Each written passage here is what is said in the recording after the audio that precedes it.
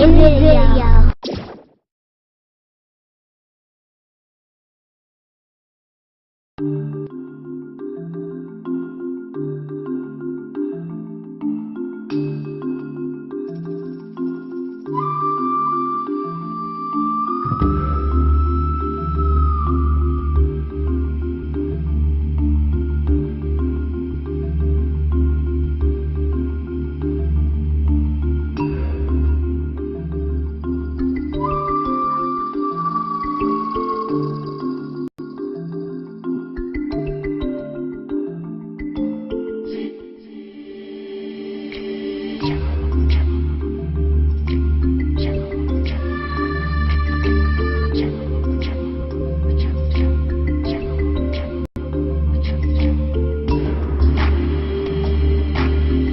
Everyone to the 2013 CIT International Conference.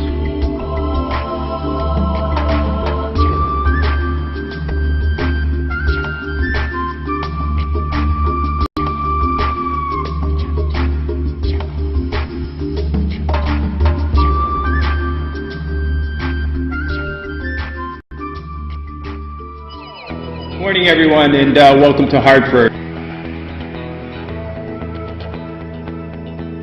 I've always guessed over the years that about 25% of the people we deal with in criminal courts are suffering from some kind of mental illness or mental condition.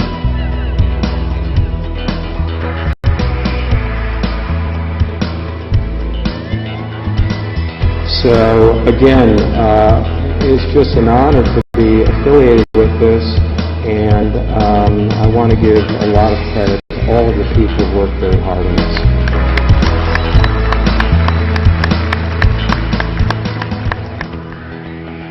So at this time, I'd like our Board of Directors of CIT International to stand and please be recognized.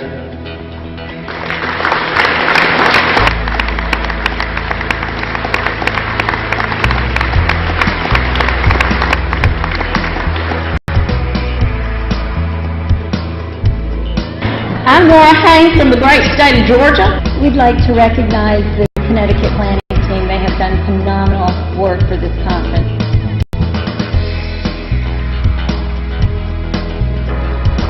If you brought your CIT pin, that's where you want to enter it into our CIT pin contest.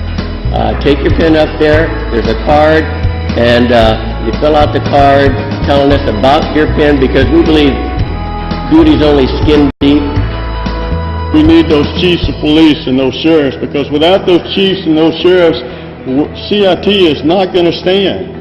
They have to come in to declare ownership. They have to say, this CIT program, that's my program, and the men and women that work under my command are going to ensure that this CIT program is successful.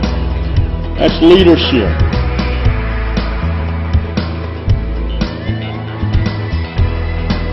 I am truly convinced that law enforcement in this room and all of the partners with law enforcement that are in this room, you are difference makers.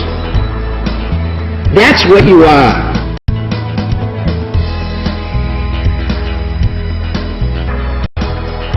And it's an absolute honor and privilege to be here and supporting CIT for the second year in a row.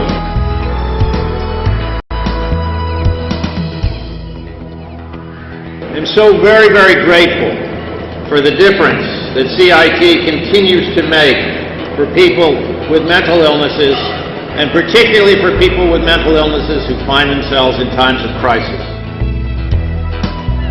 Thank you all for being here today. First off, I'd like to congratulate the recipients of the Chief Michael J. Fallon CIT Award. It is wonderful to see that there are still people in this world that encompass the same qualities that my dad did.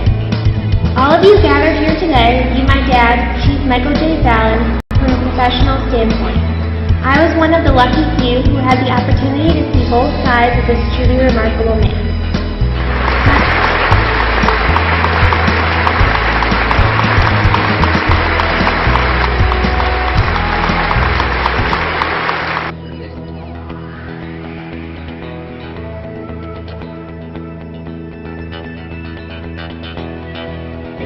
But you know what? Even though it did take more than just me, I got it.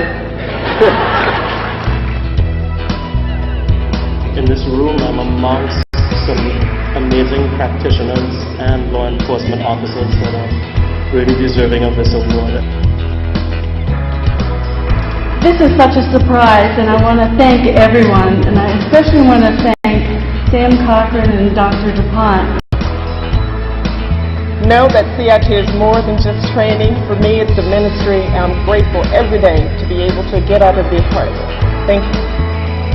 And that we will provide good, clean, aggressive law enforcement with empathy and sympathy, and most importantly, with a high level of intellect. And I thought I was just simply coming here for some breakout classes and learning more. This is a surprise.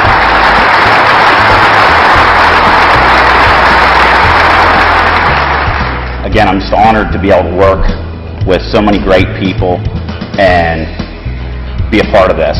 The Bureau of Justice Statistics estimates that there are 705,000 mentally ill adults incarcerated in state prisons, 78,000 in federal prisons, and 479,900 in local jails, for a total of 1,264,300 persons. Maybe you never get to see the face with joy in it because you always see in crisis, but what you do helps that to happen, especially if you give families support and education and the resources that you do. That follow-up is incredible, to not feel alone. The faithful, that you know that we're more than just training, and hopefully you'll go out there and spread the word. It is spreading, but the faster the better. Sometimes lives depend on it.